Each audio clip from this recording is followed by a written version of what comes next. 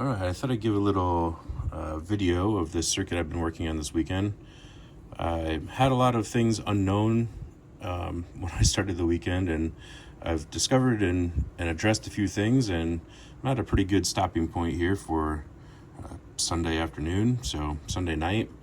So I think I'll go ahead and give it a stopping point here and maybe give a little overview of what I was able to accomplish. So the circuit is really the driver circuit for the display tubes and for the solenoid that will be used to power this engine.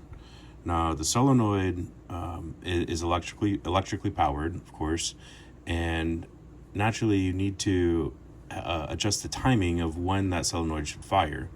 What makes it a little bit more challenging is that because this engine has a planetary gear set with a speed increaser, that means that the solenoid will fire one time for every 4 rotations of the flywheel. So we need a way to know what rotation of the flywheel are we on, and as such, when should we actually fire the solenoid. So the circuitry needed to be able to count from 1 to 4, 0 to 3, and so that's part of what I've built here. And I put in a couple other features I thought might be interesting to discuss. Now, as well as counting from 1 to 4 and knowing when to fire the solenoid, it also needs to, well, it doesn't need to. I thought it'd be cool if it could display like the status of where we are in that 4 count cycle. So these are some old school vacuum tubes called Magic Eye tubes, and they have a bar graph that displays proportional to the difference between the potential between the plate and the grid internal to the tube. And so this bar will actually grow in length depending on how much voltage we apply to the tube. Same thing with this one. The only difference in this one is that it is a miniature tube, and it's actually shaped as an exclamation point, which I thought would be really cool. I'm not going to use both. I haven't decided. Well, I think I've decided. I'm going to use the smaller tube. The bigger tube is a little bit more interesting from a visual display, but the scale is just not quite right for this size of engine. This miniature tube, I think, is going to be about perfect. So pretty sure that's what I'm going to go with, even though this one has a little bit more interesting display. So this circuitry here is going to go away. That's just to power this tube. And so will this high voltage driver here. It will go away. So basically what we have going on here is there's a Hall effect sensor on the engine, and that is sending a signal that is debounced and coupled through a Schmitt trigger. That means that with the Schmitt trigger, we basically have a really clean delineation between on and off. In other words, we can turn this very analog signal into a digital signal. And then that digital signal is going to be fed into the counting logic, right? So this is just a standard decade counter, and it could count to 10, but I have it resetting at 4, so it's actually counting 0, 1, 2, 3, and when it gets to 4, it resets to 0. So it's really counting from 0 to 3, and in common language, we would say it's counting 1 to 4. Technically, it's counting 0 to 3, but same difference, right? Now, what's also happening is the clock signal. We'll consider that Hall effect sensor a clock, right? A generated signal. That signal is being sent into this very interesting chip here. Now, this chip is a frequency to voltage converter. So this chip is monitoring the frequency coming in, and that reference is set through a couple external components here, the capacitors in the RC network here, and it converts that frequency into a voltage. And the reason I wanted to do that is because I can then send that voltage into a comparator. Now the comparator has a reference signal, which is set right here, and that comparator can say, is the voltage on the input higher or lower than the reference? And that can be quite useful for us. The solenoid has different voltage capabilities at different duty cycles, and I don't think this is going to be required, but it's possible because we're doing a speed increase on the, this isn't fully machined yet, that's why that came off. We're doing a speed increase on the drive, not a speed decrease, not a speed reduction. So it actually require more torque than just, without any of this gear set here in order to rotate the flywheel than if we didn't have the gear set. So there's a slight possibility that I'll need more torque on the solenoid that I can get from just a standard 12 volt supply. So the solenoid that I purchased can actually go out to double that, 24 volts. Actually, I think it's 28 volts on the input at 10% duty cycle. So obviously we wouldn't want to run that solenoid at 10% duty cycle for the entire duration of the usage. That would negate duty cycle. But what I thought is we certainly could use that 10% duty cycle to start the engine, to apply a higher torque at startup than at running speed. So to overcome the inertia of the flywheel at rest, I can use that 10% duty cycle at a double the voltage and quite a bit more torque on it than once it's already running. And once it's running, I can lower that duty cycle, actually raise the duty cycle up to 50%. At 50%, we can go not nonstop. I don't have to ever shut it off. And so I need to know, like, when is the flywheel in motion, right? When have I reached the threshold of, there's enough inertia overcome here that we can reduce the torque in order to save the life of the solenoid.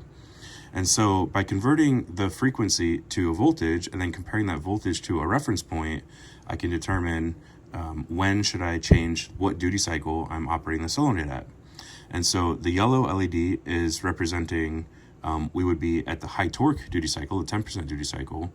And then once we reach enough revs, RPMs to meet that threshold that is adjustable here, I can switch it over to the higher duty cycle at 50%.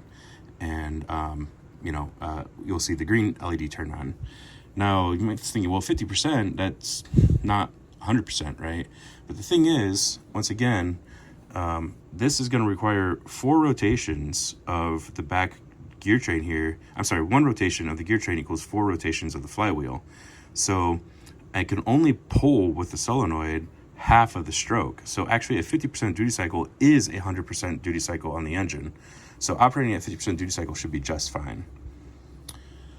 Let's see. So we can now know what power factor should we be operating the solenoid at, but what we also have to know is when should we operate that solenoid. So the logic is counting from 1 to 4, 0 to 3, and so it knows what quadrant of the rotation it's on, and that's set by the magnet and the flywheel right here, right? So when the magnet crosses that Hall effect sensor, we get a counting of an increase of the count, right? So what we know is that when the back gear train here is in motion, only half of that can be it is at a point where the solenoid could be pulling on it. So we need to know what portion of that stroke is the portion where the solenoid could be pulling. Now, this is a kind of cool feature that I added in. I'm not sure that I'll keep it. I don't think it's that useful. But certainly when the engine is off, the flywheel could be rotated and we turn it back on. Now, the circuitry doesn't know where the physical machine is at in that 4-cycle stroke cycle, right? So we might be at all the way halfway through the stroke, but it thinks it's counting at logic 1, right? So we need a way to tell it, okay, well, where are you, and what part of the stroke should you fire on? That seems a little cumbersome. I think you could just shut circuitry off, move the engine to the rotation that you expect it to be on, turn the circuitry on, and you'd be good to go. But this was really a fun exercise in, could I do this? Could I accomplish this? None of this is microcontrollers, by the way. This is all discrete logic. So basically what I can tell it is what part of that 4-stroke cycle do I want you to fire on. So these LEDs are indicating what is the count, 1, 2, 3, 4, 1, 2, 3, 4, 1, 2, 3, 4. The tubes are displaying just this is at 1, and then next rotation it grows a little bit for 2, and it'll grow a little bit more for 3, and grow a little bit more for 4, and that's when the solenoid would fire, and then it goes back to 0 and resets. So these just grow as the machine is rotating. So these LEDs are representing that count, 1, 2, 3, 4, okay. Now what these are representing is what part of that stroke do I want to fire the solenoid on. So right now I'm telling it you should fire on the first and second part of the stroke, or the first 50% of the stroke, and shut off for the last 50% of the stroke, right? So you can see that for the first 25% of the stroke, we're indicating that the solenoid should fire. We go to the next part, again, it should fire. the 75%, it should not fire, and the last 25%, it should not fire. And then when we reset, we go to a fire.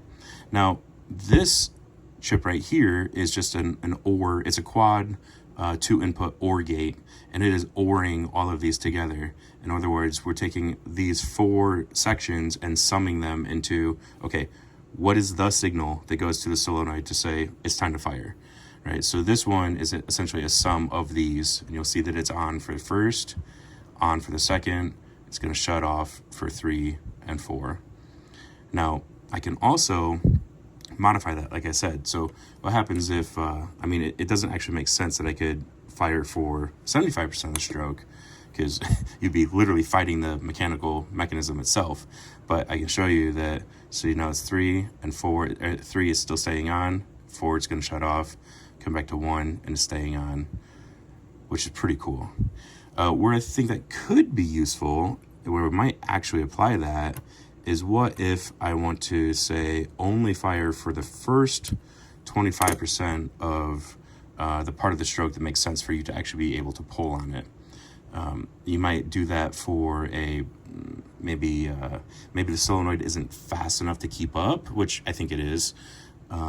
So maybe you'd only apply for the first part of the stroke, so it applies a little input, but has enough time to relax and oscillate as it comes back around. So that might be useful for that reason there. See, so we're firing on 1, 2, 3, 4, firing on 1, 2, 3, 4. Right, so the other thing I wanted to show is, now it has a clock right here, and that's just really for testing purposes. I probably won't even put that into the actual circuit. But if I flip the switch here, we go into the clock drive instead of the engine drive, all right? So now the clock is acting like the engine. And what I can do here is I can increase the speed, if you will, of the engine. And I think it's slowing down, so we'll increase it this way.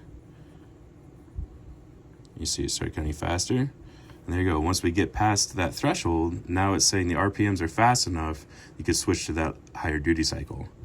So you can see that works there, and that's an easy way to show that that's working as we intend. And in fact, we could even say the threshold for that is higher, so we can turn up that threshold, and you can see we're back to the lower duty cycle. And if I increase the speed more,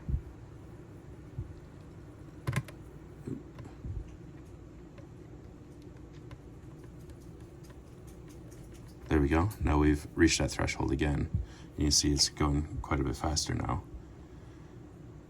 And you can see we're still firing on 1. If we do 1 and 2, now we're firing on 1 and 2. So this is all pretty cool. What I would actually show now is, instead of using the internal clock as the sync source, let's go ahead and flip it back to the motor, the engine, I should say. Now the engine is providing the signal, and if I rotate it, you can see that we are cycling here, and there's no way I'll be able to rotate it fast enough to meet this threshold, so we'll turn this back down. But if I increase the speed, you can see we switch over, and as it slows back down, it'll switch back. Right, so you can turn that up just maybe a little bit. There we go. So here at a slow RPM, it's going to require a bit of torque to keep that going this slow. So we're operating at the 10% duty cycle, which is a higher power factor. And then once it finally speeds up, we can switch over to the lower power factor or higher duty cycle. And you can see the display is going and we're firing. So this is really great. I know when to fire. I know how hard to fire. Really, the only thing I have left to do is build the actual output that controls the solenoid. The solenoid is going to be a pulse width modulation. So even though, the pulse width modulation is setting the power factor on it. It's setting the duty cycle, right? So I need to build the PWM driver for the solenoid, and then hook that all through a transistor, right, when it's supposed to be firing. And I think then the circuit is pretty well done. So quite happy with this. A lot of learning, this weekend, but I've used Magic Etudes for the very first time, and I've come up with a firing circuit that wasn't in my head at the beginning of the weekend. So I think this is pretty cool stuff. Hope you enjoyed the overview.